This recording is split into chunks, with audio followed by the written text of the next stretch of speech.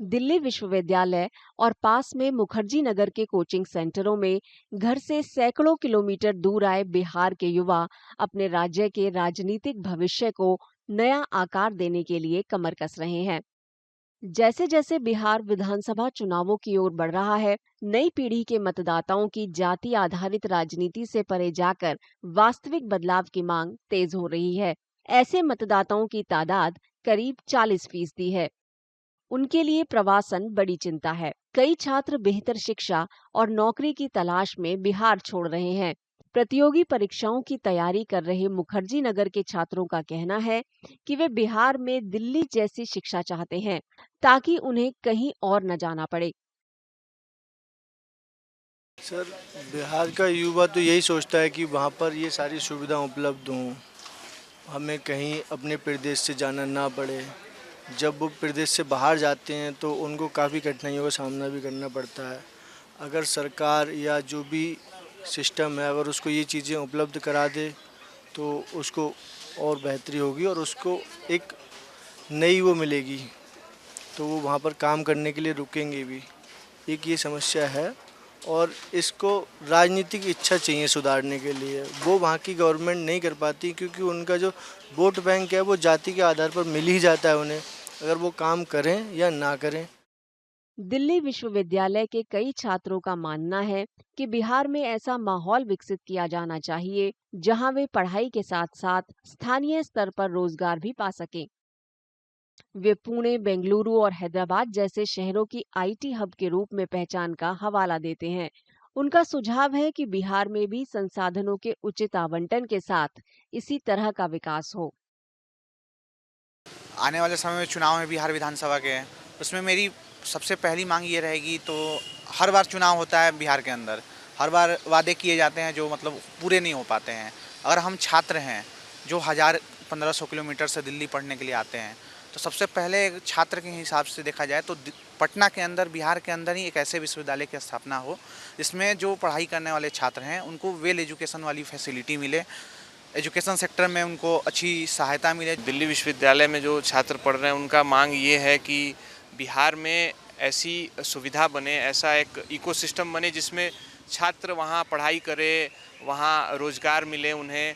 और जैसे विभिन्न शहर हैं हमारे पूरे भारतवर्ष में, जैसे पुणे हो गया, बेंगलोर हो गया और ऐसे कई, हैदराबाद हो गया, जो आईटी सेक्टर के हब के रूप में आज देखे जा रहे हैं।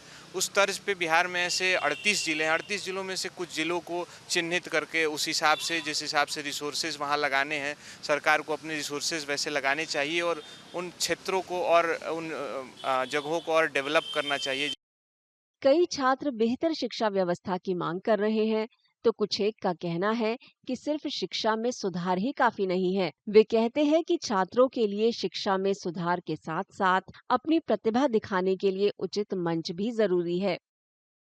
बिहार में अगर हम केवल शिक्षा को सुधार दें तो ये ही केवल काफ़ी नहीं है। अगर मैं बोलने में अच्छा हूँ तो मुझे डिबेट का मंच चाहिए, मैं सब्जी मंडी में नहीं चिल्लाऊंगा। नृत्य अगर मैं अच्छा करता हूँ तो मुझे मंच चाहिए। तो उस तरीके का एक सर्वांगीण विकास पर कार्य किया जाए, छात्रों को केवल एक कागजी शिक्षा तक सीमित ना किया जाए। सर्वांगीण की सरकार को ऐसी स्कीम लाना चाहिए, एक सर्वांगीण विकास हो छात्रों का।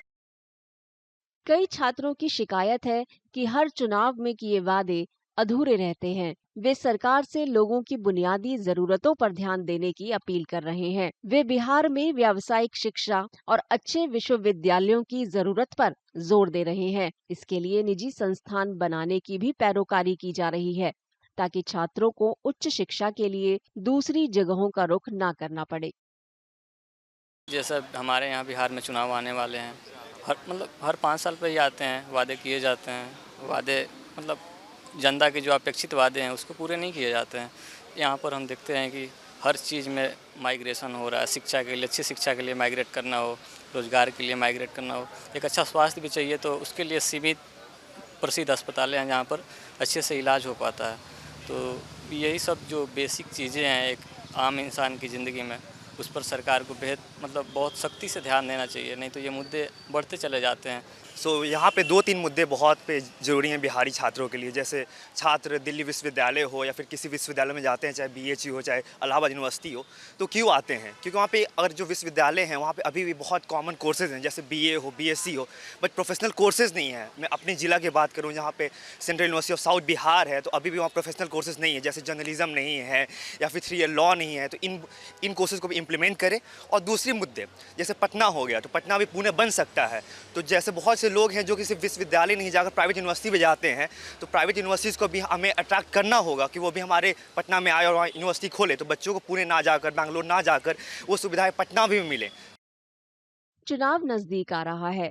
इसके साथ ही छात्र और युवा मतदाता बिहार में गुणवत्तापूर्ण शिक्षा और रोजगार के मौकों की मांग तेज कर रहे हैं। उनका मकसद प्रतिभाओं का इस्तेमाल राज्य के अंदर ही करना है। उनके लिए बिहार का भविष्य इस बात पर निर्भर है कि क्या ये मांगे पूरी होती हैं या पुराने वादों की तरह अधूरी रह जाती हैं। अगर आप ये वीडियो YouTube पर देख रहे हैं तो हमारे चैनल को सब्सक्राइब कर बेल आइकन दबाएं और Facebook पर देख रहे हैं तो हमारे पेज को लाइक करें।